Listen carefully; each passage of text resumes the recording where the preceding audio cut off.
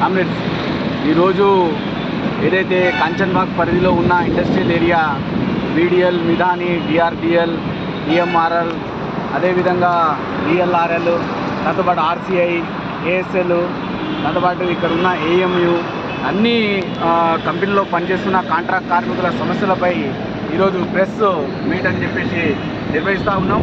ముఖ్యంగా ఈ press meet ఇక్కడ ఉన్న కార్మికుల సమస్యలను దృష్టిలో పెట్టుకుని ఈరోజు నిర్వహిస్తున్న పరిస్థితి ఉంది. ముఖ్యంగా ఏంటంటే ఇక్కడ పనిచేస్తున్న కార్మికులకు దాదాపుగా ఇప్పుడు నరేంద్ర మోడీ గవర్నమెంట్ అధికారంలోకి వచ్చి 8 సంవత్సరాలు అవుతుంది. ఆమె 8 సంవత్సరాల కాలం నుంచి ధరలు పెరుగుతున్నాయి కానీ వాళ్ళకు సంబంధించిన కనీస వేతనాలు మాత్రం అమలు చేయని పరిస్థితి ఉంది. కాబట్టి కనీస వేతనం 26,000 రూపాయలు ఇవ్వాలని చెప్పేసి ఈరోజు క్లస్టర్ కమిటీ డిమాండ్ చేస్తూ ఉంది.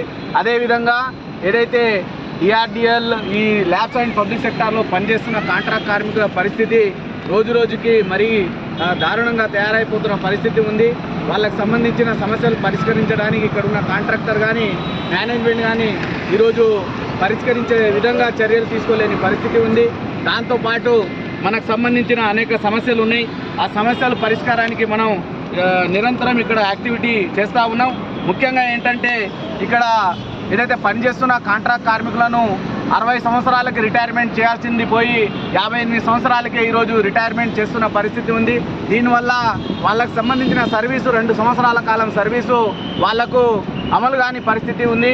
అదేవిధంగా ఏదైతే ఇక్కడ పనిచేస్తున్న కాంట్రాక్ట్ కార్మికులకి యూనిఫామ్స్ కానీ సేఫ్టీ మెజర్మెంట్స్ కానీ ప్రతి నెల ఇవ్వాల్సింది పోయి ఇప్పుడు దాకా నెల ఇచ్చేది వాటిని ఏంటంటే సంవత్సరానికో 2 సంవత్సరాలకో ఇక్కడ ఇస్తున్న పరిస్థితి ఉంది. కాబట్టి ఏదైతే కాంట్రాక్ట్ కార్మికులకు సంబంధించింది సేఫ్టీ పరికరాలు వాళ్ళకు సంబంధించిన నాణ్యమైన యూనిఫామ్స్ ఇవ్వాలని చెప్పేసి ఈరోజు క్లస్టర్ కమిటీ డిమాండ్ చేస్తూ ఉంది. దాంతోపాటు ఇక మోడీ అధికారంలో వచ్చినప్పటి నుంచి కేంద్ర ప్రభుత్వ రంగ సంస్థలని ప్రైవేటీకరణ అంటే కార్పొరేట్ సంస్థలకు కట్టబెట్టడానికి ప్రయత్నాలు చేస్తూ ఉన్నారు. దీనివల్ల ఏదైతే ఇందులో పనిచేస్తున్న కాంట్రాక్ట్ కార్మికులు పొట్టగిట్టే విధంగా ఈ ప్రైవేటీకరణ వల్ల ఇబ్బందులు కలగజేసే అవకాశాలు ఉన్నాయి. కాబట్టి ప్రైవేటీకరణ అనేది ఆపాలని చెప్పేసి ఈరోజు డిమాండ్ చేస్తూ ఉన్నాం. దాంతోపాటు ఏదైతే మనకు సంబంధించి ముఖ్యంగా ఈ ల్యాబ్ ఈఎంయూకి సంబంధించిన దాంట్లో ఏంటంటే వర్క్ ఆర్డర్ పేరుతోటి చాలామంది కాంట్రాక్ట్ కార్మికులను తొలగిస్తున్న పరిస్థితి ఉంది.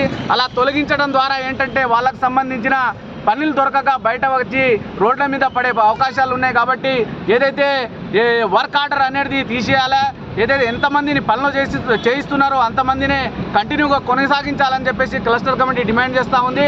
ముఖ్యంగా బీడీఎల్లో 6 మంత్ బ్రేక్ కాంట్రాక్ట్ కార్మికులు అని చెప్పేసి కొనసాగిస్తూ ఉన్నారు. దీనివల్ల ఏంటంటే కాంట్రాక్ట్ కార్మికులకి 6 నెలల పని దొరుకుతూ ఉంది.